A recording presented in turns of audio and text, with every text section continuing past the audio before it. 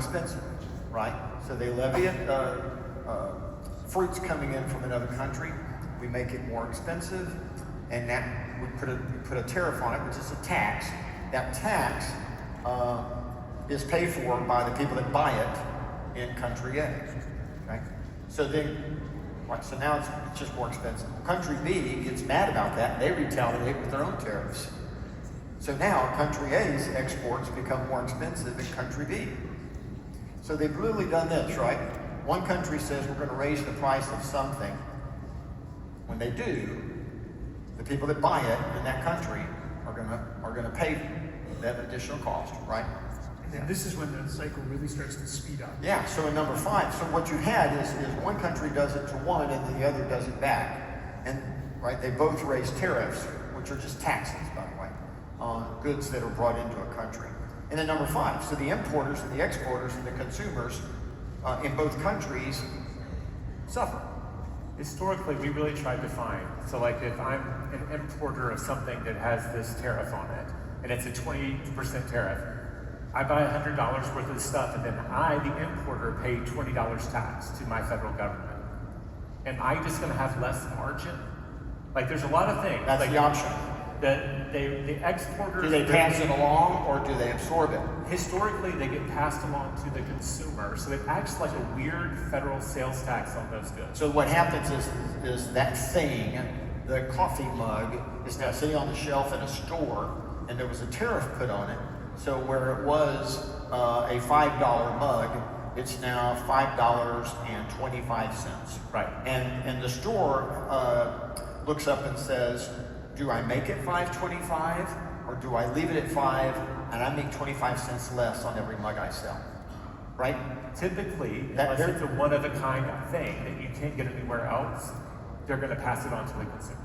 Yeah, that's exactly right. We couldn't find a time where a blanket tariff brought prices down. And they don't bring prices down.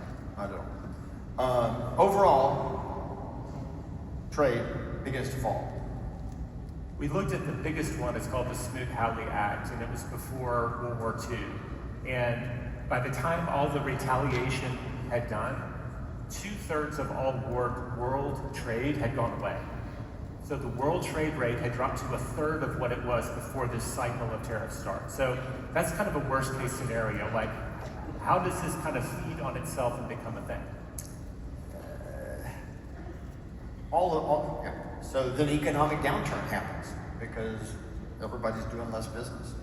And immediately, in whichever country you're in, they call for protectionism, which is only do business in my country, right? Don't buy exports. And then here we go. So what's interesting is that tariffs are neither good nor bad. We just want you to be real clear on this. And the only reason we're bringing it up is because it's in the news every day. All over the world. All over the world right now. And yet, tariffs have been going on since the beginning of time. You go back to the early 1800s, and so this is a really cool slide, by the way, so I want to unpack it for you. The yellow is tariffs. So we'll just talk about tariffs first. So in the United States in the 1800s, how much of our money that ran the government came from tariffs? Almost all of it. Almost all of it. The only other one was just the sales of public land. So your government was funded all the way to the mid-1960s strictly on selling its land and tariffs. 1860s, and the government was really small back then because we were small. It was like $19 million was the federal budget. Didn't take a lot of money. Yeah. Tariffs covered. There was a slight blip in the Civil War where Lincoln enacted the first wartime income tax, but then it went back away. So the green is income tax. So we're real clear now, right? And notice that land sales just kind of dissipate. By the early 1900s, we're not selling land anymore. Okay? Notice that excise taxes show up. So an excise tax is a tax at the time something is made. Okay? And it's levied on the manufacturer or the creator of that product, not a sales tax. It's levied right there, and it goes to the federal government because sales tax in the United States is a state and local tax. It's not a federal tax, which is why you don't see sales tax anywhere in there. We You tend to see that like on cigarettes, alcohol, things that the government will say, that's raising our cost, and so we're going to put a tax on it. Yeah, good examples. Cigarettes, alcohol, that sort of thing. Excise taxes, right? They just tax them right there at it, right? So then we get to the early 1900s, and voila, the income tax shows up. Yeah. And by the way, because like Jay said, you cannot finance a growing country on tariffs. That doesn't bring in enough money. So now we're going to tax income.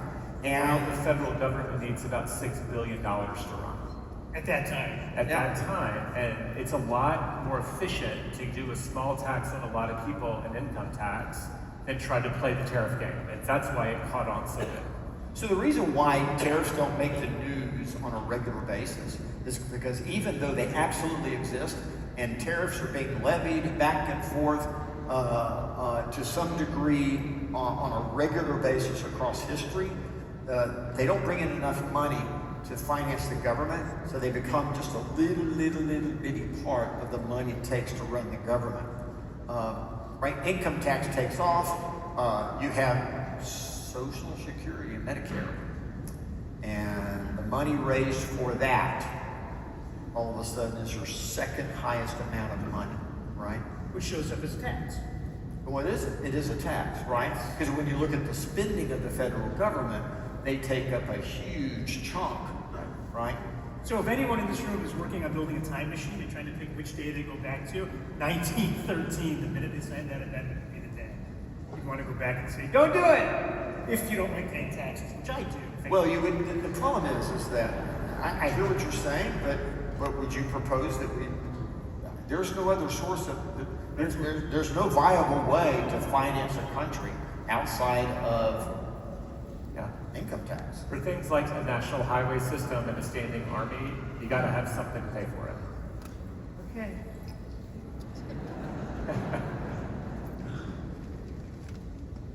Yes. The challenge that you run into, and remember, all of this is apolitical. If you try to read anything into what we say, you're just doing that. We don't have an opinion, okay? But we're trying to give you perspective so that you can form your own opinion. What's really interesting is that as you become more and more reliant on income tax, as more and more income falls into fewer hands, you have a dilemma. Do you lower their tax rates? What do? Do you raise them? Okay, well, that happens to corporations too, which we're about to talk about. Yeah. I'm just saying, it's the dilemma that the federal government has on a regular basis. That's their issue. They're thinking, they're going, what do you do? Yeah, that's right. You just said it. Like, this is not political. This all started when we had two big tariffs hit the news, and our research team immediately said, will housing be affected? And one of the tariffs would hit lumber and oil, and the other one, our main source of concrete and drywall. And you start going, oh, so this actually matters to us directly because that's going to increase the cost of home building if it goes through as it said it would, and nobody knows. We watch these things because they do roll downhill to this industry. Yeah, that's right. 100% correct. That's exactly right. So then we looked at wages and corporate tax rates. And the question was, if you lower the corporate tax rate, do wages significantly increase? Which makes sense, by the way, when you think about it. And if companies had to pay less in taxes, they could then pay their workers more money and invest in the business. That's not It just didn't happen. Well, that just isn't true. It factually doesn't happen. Right? So that's whatever corporations are doing with their money, they're not changing what they pay people. So like it's on the right-hand side of the graph, you see a big drop over there. So it's close to that. Since about 2010, corporate profits have gone up 180%, while wages have gone up 60%. If you go back farther than that to the 80s, corporate profits tend to go up at about 5 times the rate of wages. So like you said, most of these are public companies. If I have extra money, what's my duty as a public company? I'm going to buy back the shares. Yeah, they're going to try to raise the value of the company, and that they tend to buy back shares. So it doesn't actually kind of go the way people think it does. Yeah, so those are just the facts. This is the data. So that's kind of the situation. We'll see how it plays out this year across many countries, by the way. this all could be the economic event that the real estate industry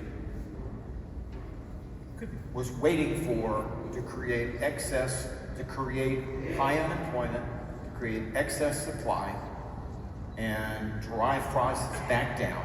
I will say this, that every generation needs its economic event that resets prices on assets, that allows them to get in on a lower floor and then ride the next wave. Yeah. When you don't have a reset, then you have a problem. They're buying high to go higher instead of buying at a reduced price and then recapture that. You can have a whole generation that feels like they missed the boat. So it is and by the way, if you have to sell during that time period, you're contributing to that. If you don't have to sell during it, you don't experience it. Asset prices drop, you don't sell, and 8 years, 10 years later, you, like my condo in downtown Austin, you know, 15 years later, you sell it and you've had a healthy rent rate, you get your money back out, you move on. The important thing to remember is that all this aside, people move because they have life events.